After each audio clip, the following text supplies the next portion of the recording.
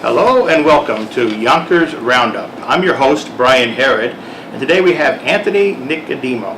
He is a candidate for the Yonkers Assembly in the 90th District, which is in Yonkers, New York. It's a seat that was formerly held by Shelley Mayer for many years. Anthony. Brian, thanks for having me. Yes, please. Thank you for being on the show. I did a lot of research on you here. I got my notes. And I was surprised at the amount of press. It was actually pretty easy. There were so many articles, so many videos about you. I'm going to read through some of the things I found, and I'll give you an opportunity to correct the record if I got it wrong, but if you don't mind. Anthony, he's been an educator and a coach your entire life, I believe. Yeah, pretty much, yeah. And for the past 12 years, you've been a social studies teacher in Greenburgh? North Castle, correct. North Castle, I see. And you also serve on the Greenburgh North Castle Union, correct? Yeah, I actually serve as the local president for Greenburgh North Castle United. The thing that struck me was what kind of got you interested in being a teacher? I know we're here to talk about your candidacy, but was it your parents? Was it another coach, or what kind of brought on the lifetime of teaching? Yeah, I started coaching when I was 18 years old, and I think there was a natural, a natural connection between being an educator both ways. I think it made sense to try to get into a school and coach in the same school and teach in the same school and just be part of the community. So it was pretty much a natural progression at 18 being a coach, and a couple years later, finishing my degrees, getting my teaching license. And you were already in the school, in the building, that kind of thing. Yes, I see. And you did a lot of coaching. I saw, and see if I might miss something or I might have got it wrong, but you coached at high school and college basketball level. This is what I saw.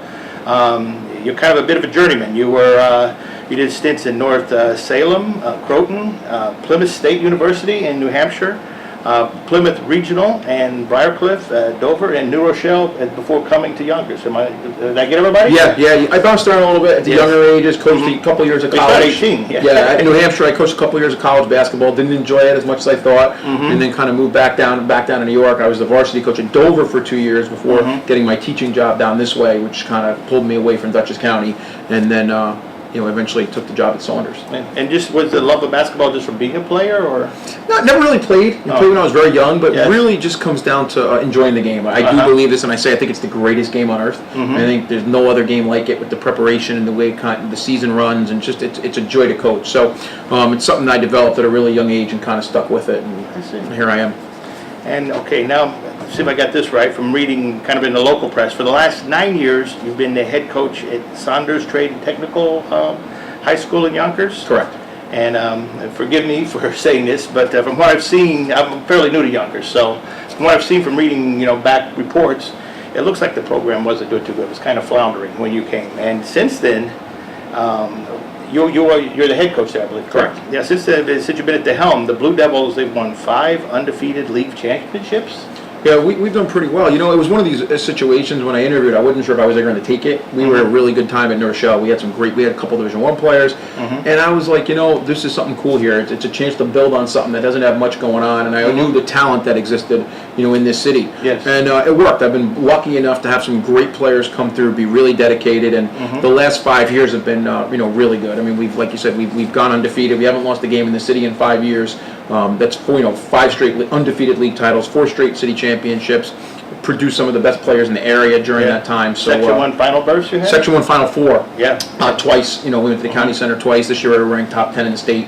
So we've been lucky enough to have some good talent and have the kids buy into what we believe in. And even named you Coach of the Year several groups, even in Yonkers. Yonkers Coach of the Year too? Yeah, I think I was Coach of the Year. I don't know what year it was for the county, and then I was the Coach of the Year in Yonkers one of those years as well. So besides the theme of teaching and coaching, it seems like there's I don't want to put words in your mouth, but kind of a theme of leadership there. Between the coaching, leading, getting involved with your union, and now wanting to step into the world of politics. You've never held public office, from what I've told. No. Yeah, it's an interesting situation. I think through my career, I've naturally become a leader. Coaching basketball, I'm the director of the Lower Hudson Basketball Coaches Association, which is essentially the Section 1 Basketball Coaches Association, on a couple of different state boards, and it's just something that seems to naturally come to me. So the natural progression as a leader seems to kind of shift me into a political role. And the numbers seem to grow, right? You start small, but you start working your way into a bigger role. And I think the time to try to get into the political game is now. I think it's a good opportunity. Yes, unions are getting more and more active, so I guess that maybe there's been some impetus from there and from some of the groups like Indivisible, those type of groups? Or? Yeah, it's progressive. Yeah. From the basketball side, from my personal life, they kind of mold together at this point. And the opportunity, and I think 2018 with this whole blue wave idea coming and a progressive movement underway, I think I fit that mold as an educator, as a member of the LGBT community, and I think that kind of has empowered me to get involved a little bit more. Well, that's actually the next thing I got in the press was when you mentioned the LGBT. You got an awful lot of national attention. I guess that was 2013, and then you came out as being, I guess the appropriate word, gay to your team members. And you were in the Outsports, Good Day America, I saw, New York Times, Good Morning America, the local papers, the LOHUD, the Daily Voice, the Yonkers Rising, what have you. And I guess it was kind of it was not often done that a coach comes out of having that sexual outlook, I guess. You were named LGBT Sports Coalition in 2014. You're named to this LGBT Sports Coalition. What is that actually? It was an organization of just people throughout sports that work for a betterment of the LGBT community within sports. People from Nike, people from Major League Baseball, the NFL, the NBA, to kind of get together and create programs and awareness and educational components in sports. Were they the ones contacted with I saw you with Nike, the Nike Be True program. You're hosting a pride court. Yeah, Nike's Be True line funded the LGBT Sports Coalition. So I've worked very closely with Nike. I've been out to Oregon several times to run some of their training programs and youth engagement programs and stuff like that over the years. So I work closely with them with promoting awareness and promoting LGBT people participating in sports. And this is where I actually became, like I said, I'm new to Yonkers. This is where I actually became aware of you. Even though you had all this extensive press and history beforehand, this is where I actually, at this event here, I saw it from.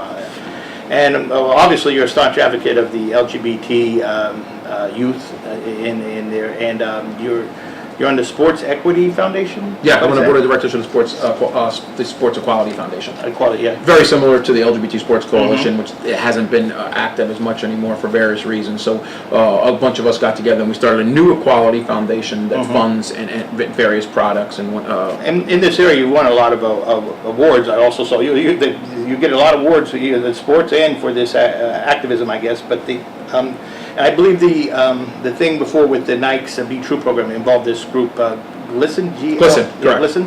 And I think you were raising money for Glisten. Is that what? Yeah. So Glisten is kind of like the foremost, I believe, the best LGBTQ advocacy group out there. It really focuses on high schools. Yes. Which I think is where we need to really do our education, right, with our young folks. And they do a lot. So when we ran this event, I wanted to figure out who would we donate to, who would we give our money to, and I see. Glisten, Hudson Valley made sense because I think they're the biggest impact locally. And then I've got one other little bio thing here. I just wanted to give people a biography of who you were, because honestly I didn't know myself. And then I got questions about the race and the candidates, if you don't mind. You got a Bachelor of Arts degree of History from Pace University. Correct. And then you got a master's degree from Mercy, I believe, in education and school building leadership. Two separate degrees. My separate first degrees? master's in education, and the second one is in school building leadership, which is becoming a principal or superintendent or any of those. Another leadership. I have that stuff. I haven't used it yet, but I do have it. And it seems to be that I guess there is an awful lot of community involvement there, whether it's with the sports, whether it was with helping youth with these issues about LGBTQ kind of thing. And I believe I missed something here. I know that's on there. I didn't get in my notes. You're also on the mayor's. He has an advisory committee for this type of issue. Yeah, I'm the co-chair of Mayor Spano's LGBTQ advisory board, which, for the last couple of years we've done a bunch of events in the city. We do a flag raising every year for Pride Month, and this year on June 9th we're actually running a LGBT street fair. Yeah, I believe we're closing down a couple of streets. The vendors have been great. We're almost sold out. We're going to have all kinds of musical acts and stuff going on. It's going to be a pretty cool thing. So to be able to bring that to Yonkers and be part of it, is remarkable. Like Michael Sabatino and Robert Voorhees, these guys have been great behind it. Eileen O'Connor and Angie and just different people in the community of Yonkers that when I came out really embraced me. To be able to give that back and hopefully make some more part of our community feel welcomed in the city, it's a beautiful thing. And Mayor Spano has just been tremendously supportive with this kind of stuff, in the 5 years that I've been out. And, I know he worked hard for the marriage equality piece when he was an assemblyman. So it's really a great place to live, and I truly believe that. So I think being able to do these things and give back to the community is something that we're supposed to do. And now I guess we'll talk about your candidacy for for the Assembly District 90. You picked a heck of a year, with the budget crisis and with all the things and with the schools and with the layoffs and stuff. But I guess my first question would be, what are the 3 biggest issues you plan on focusing on? And there's probably like a dozen issues happening right now, but what would you pick out as your 3 biggest issues? I mean, first and foremost, it's the funding of Yonkers schools. As a basketball coach and as a community member, I have a vested interest in what I see. And, I've watched our kids, and I use the word robbed, and I mean that very seriously. Our kids have been robbed. I agree. We leave and we go play in other facilities, and our kids are treated so much less than in our own city, and that's unacceptable. And a big piece of that is coming from the funding up in Albany. Yes. We need to come up with a better program of a way to fund these schools. We have the big 5 schools that exist in the city, in the state of New York, and Yonkers gets the least amount of funding. And it seems to always trickle down into the schools for the biggest cuts. Yes. And, it's just not right. The last couple of years, I've coached with a hammer on the scorer's table because nails are coming up on our floor at points that I have to make sure our kids are safe. Yes. It is just, we've had counseling issues where our kids aren't receiving proper counseling. No arts and music, no JV sports. I've been 99 years. We haven't had JV sports in 7 years. Countless number of kids are left out of the mix because of these funding issues. So for me, that's certainly the biggest piece of my campaign. We have to find a way to get more funding into the city to help our kids live better lives and have better experiences. I understand. The second big issue as a union president, and something that's been kind of new, my father is a Teamster. I think right now he's the second oldest active member of 456. And I grew up in a house, where he picketed a lot. He was laid off a lot. He was working bread routes, overnight. And as a union president now, I've come to learn, how important organized labor is, how important it is to have these people in your corner fighting for you. Well, most major changes, whether it's been from minimum wage or even to some of the having public schools have been because of unions, union activism. And I say, the country has been built on the back of organized labor. Yes. And it's under attack. Organized labor, there was a ruling today in the Supreme Court that really hurts public employees. This has not stopped. And what it's coming from is conservatives and lobbyists donating millions of dollars. We saw it in Shelley's campaign. Yes, a lot of millions of dollars were donated against her from the Waltons, who are in Arkansas. Why are they donating money to a campaign in Westchester? Because they're trying to do everything in their power to keep these unions down.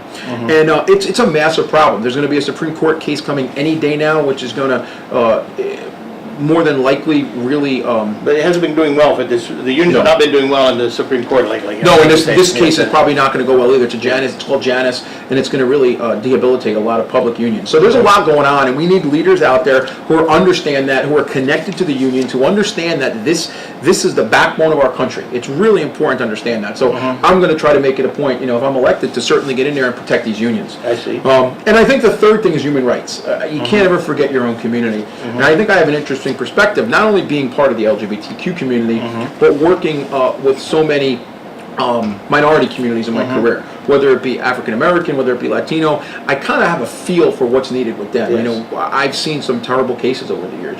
Some of my players who are like my sons, or who are like my brothers, who just don't get enough of what they need in their own community. And I think we need to elevate these marginalized voices. I think sometimes we all talk too much. And I think the thing I learned from Parkland is to listen. Whether it's kids, whether it's African American, Latinos, LGBT, we need to listen more to people who aren't like us. Do you think some of your previous students and even some students now that are getting at the voting age will be a factor in this election, or there might be no experience for them? Yeah, I think Parkland changed a lot. I think that's going to create not only necessarily a blue wave, but a youth wave that's going to come in on the blue side as well. So I think 2018 is going to be an interesting year, and I think you're going to see a lot more of these marginalized communities come out than we've ever seen. I think the conservatives, I think President Trump has been somewhat of a battle cry for a lot of people to get out and vote. So I think with wonderful groups like Indivisible and the Progressive Network and these kind of groups are going to change a lot in the election. And I'm proud to be part of that. I think there is kind of almost like what the Tea Party had a decade ago of like throw the bums out there. Almost the progressives have this now. You know what? We need new blood. We need a new leadership. And it's a common theme in our country. Yes. This is something that happens all the time. There's ups and there's downs. There's ups and there's downs. And I think right now we're at a point where the Democrats and the progressives are going to make a stand. And then who knows what it's like 5 years from now. But I think that's where we're at in 2018.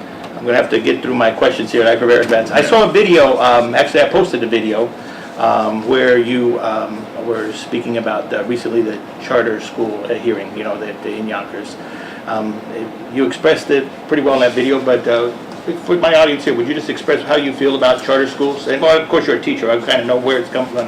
Most people know where your feelings are going to be. Yeah, I mean, the biggest piece with charter schools is charter schools are funded by the community that the students live in. Mm-hmm. We're facing all kinds of 251 layoffs, right? Yes. In Yonkers, and a $50 million deficit. Yes. A charter school opening is going to take more money away from our kids who already don't have what they deserve. Mm-hmm. That cannot happen. There should be no official in this city in particular that should ever be promoting or not opposing charter schools. It doesn't matter who you are. You can't do this. We are not in any kind of financial situation in Yonkers to put our money anywhere else. And if we do this, it's going to only lead to more problems, and in a year or 2 years or 3 years, we're going to be sitting here again. Instead of being 251 jobs, it's going to be 500 jobs. It's going to be no sports instead of just not JV. And that can't happen. It's irresponsible for any of our public officials to support charter schools. From the teaching standpoint, that's a whole other story. They're not regulated. They're supposed to be non-for-profit, yet they have massive surpluses. It goes back again, the Betsy DeVos's. These are lobbyists who are running these schools and opening these schools and padding their own pockets. The people who run these schools make millions of dollars. It's not what public education is supposed to be about. So we really owe it to our kids, all of our public officials, to get out there and to oppose this charter school. You were just as eloquent on that video that I saw there. There's a good and a bad point. There's some people that say, you know what, if I'm a kid and I'm stuck in a school that isn't performing, it'd be nice if the dollars followed me, but you also have the other side of it. You know what, the dollars follow out of here, it's just going to make the situation worse than it is. It's better to improve the situation that's there, I would assume. Yeah, well, this particular one is the way they're masked this as well. It's not going to be all Yonkers, it's going to be 50% Yonkers. So they're trying to get masked. At the end of the day, we have no say over it. The State Board of Regents decides it. All you can do is try to oppose it. And in our last fall, when this happened, only 6 months ago, our entire Board of Trustees, rightfully so, outside of one person, opposed it. And that's the way it should be. I mean, you're doing the right thing. And like I said that night, I looked at the community. Your job, your appointed to this board, is to represent your community. And it's clear here that more people in your community would rather not have this than have it. So therefore, we should be following our community's lead. All right, last week, the Yonkers Board of Education, this is a hot race, eliminated the 251 jobs. How do you believe this is going, how is it going to affect the children? I just not believe you're in the schools. So, from your viewpoint, how is it going to affect the children? When you're bare bones, yes, and you start cutting more positions, yes, well, how are you going to do anything? There's leaky roofs, and there's all these different problems that our kids face. And it's not, the budget is not easy. In this city in particular, when you're not getting proper funding, it's hard. And you have to pick and choose. And part of being a leader is, making tough decisions. And I understand that 100%. However, I think we need to find better ways to do things. We can't keep taking from our kids. It just seems like that's where the cuts come from all the time. It comes from our teachers. It comes from our classrooms. And it's just dangerous because the weakest members of our society are going to suffer. And we're not setting some of our kids up to fail. Dr. Casada has done a wonderful job in this district, and I truly believe that. Our graduation rates is as high as it's ever been. Yes. And that's with us not having a lot. Yeah. Could you imagine what we would be providing for our kids if we had more money, if we had our JV sports, if we had more counseling, if we had better SAT prep? I mean, it would be remarkable the things that we could do for these kids. Well, decades ago, Yonkers was known for sending people to college and for families just going right up the economic ladder. Yeah, absolutely. So, it's very contentious right now, as you know, in this city. There's a lot of different things going on. And I have faith in our leaders, our elected officials, to get through this and hopefully, find a way through this. But make no bones about it. If this goes through as is, we're going to be in a worse situation, next year than we were this year. And maybe those graduation rates don't necessarily stay up. Eventually, you keep taking. There's no possible way to maintain. And our teachers here in Yonkers are wonderful. I mean, I say this about Saunders. It's the best administration I've ever worked with in 21 years as a coach. Oh, really? As you know, I've been at 7 or 8 different schools. Yes. There is no administration. What they do for these kids. And you've been trained in that area also. Yes, and what they do for these kids is remarkable. And they do it, not necessarily making as much as other administrators. If you were in Chappaqua, if you were in Somers, or if you were in Bronxville. And they do it because it's the right thing to do. So we need to make sure that we try our best to take care of our children, throughout this process. I hear you. I got 4 more questions, and I'm starting to run out of time. I spent a lot of time on your bio and something. So you did touch on a base. So what were your thoughts of the current organized labor? You're obviously not doing. You're under attack on a national level, and under attack in the city. Obviously, was hundreds of jobs in the city and in that area. Any other thoughts you'd like to add? Yeah. Organized labor, they exist for a reason. Right? It exists going back to steel mills and stuff way back, in the 1800s when this stuff started. And it is the backbone, and we need to protect these groups. If we can't protect them, the majority of these people are middle class people. Yes. And we need to protect our middle class. And like I said, budget cuts and the process is never easy. Yes. But we need to find a way to pass legislation to eliminate the lobbyists that are looking to eliminate our unions, which is where the attack's coming from. Here's another hot topic that you're not going to be able to do it justice with the time that I'm running out here, and I apologize for not handling my time well. But on the national level, you've had so much trouble with the gun violence. I'd be remorse if I would be negligent if I didn't at least touch on that issue. You know what I'm saying? What do you believe should be done to handle this epidemic? Got to have common sense gun laws. I mean, we talk about New York, and it is one of the better places for it. But at the end of the day, this is madness. Every other week you're turning it on. Kids are being killed. They're not going home to their parents. There's not even there's not even a discussion that should be had here. The NRA is pouring millions and millions and millions of dollars into politicians' pockets, which is ultimately allowing them to not pass the proper legislation. It's ridiculous. We need to have a higher age. We need to have a higher gun age. We need to have mental health checks for people. We need to close loopholes. We need to get rid of bump stocks. There's so many things that we need to do. And this is not an option. Looking for that if you're. It's not even a choice. Yeah, as a teacher, it breaks my heart. And this weekend I was in Atlanta with people from all over the country when this shooting happened. Yes. It's heartbreaking, and we need to do something about that. Our politicians need to do something. But it goes back again to what the lobbyists and the conservatives pouring money into lobby groups to use our lawmakers as puppets. That needs to stop. All right, I'm going to touch on this one more time too. We touched on it before, but and you've handled it pretty well. But much of I wouldn't be handling it very well if I was a candidate and people were asking me, what's the status of me and my wife's sexual relations. But there's an awful lot of media focus on you being openly gay educator. Why does this matter, you think? Why does it matter to them, and why does it matter to you and to your constituents? It matters because there's not a lot of us out there. The reason it was a story in 2013 was because I was one of the first in the entire country. Yes. So therefore it was a story. And now, here we are here, and we have Michael Sabatino, who's a trailblazer. But I think they naturally connect, the media connects with things that are different. And I think that is different. But I embrace it. I am what I am. It's my community. I will never forget that. Adds a little sizzle to the story. I embrace my Yes. community, but I think what it does is it gives me the opportunity to lead marginalized. I understand what it's like to be marginalized, to not be able to have 100% equal rights everywhere you go. And I think that makes me more adept to handle situations, to understand other people's plights and to be more open-minded. You know what? I'm going to, for the first time, break my rule. I've never went over on a show. So we're going to go into overtime here because I have just a few more questions, if you don't mind. Yeah, sure. Absolutely. I spent so much time on your biography, and I apologize. That's all right. Because this is an important issue, too. Your voter turnout in New York State has, what's the word I'm looking for? Abysmal. You believe in early voting? To try to get the vote out, or do you, it should just be the one day, the one shot? I know that's a hot button issue too, but if you get to be assemblyman, you're going to have to deal with these issues. You have to have early voting. Once again, New York is behind on issues. We're supposed to be so progressive, but we're behind on a ton of things. And the main reason we're behind is because the Senate, which is conservative and Republican, blocks everything the Assembly does. Yes. So you have to have this. Once again, it goes down to the same thing as gerrymandering or anything else. It's all set to hold back minority communities. That's why all these laws are passed. Same thing with stuff like marijuana laws. Our minority communities end up in jail, not the white people. It's ridiculous.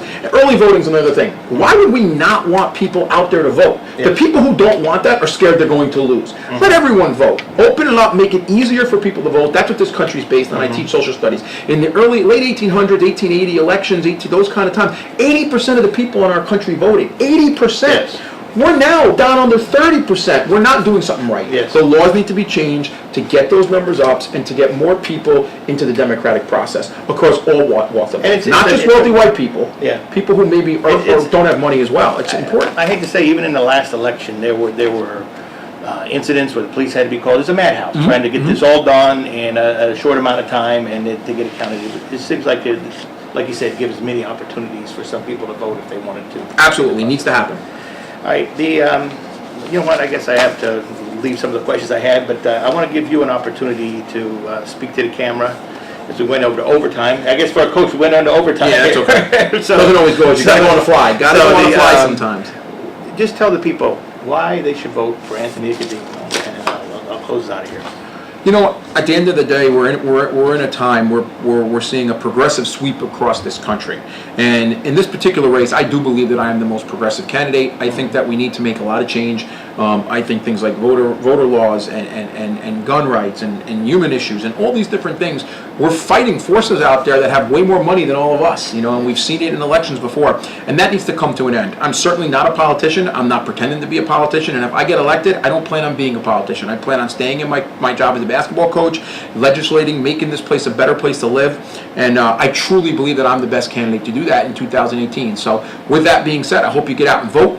One way or the other, whether you vote for me or not, go out and vote. You know, I think that's the most important part of our democracy. I think we need to really do that. And if I'm lucky enough to have your vote, I really would appreciate it. And I think now's the time. I think 2018 is the time to get this done.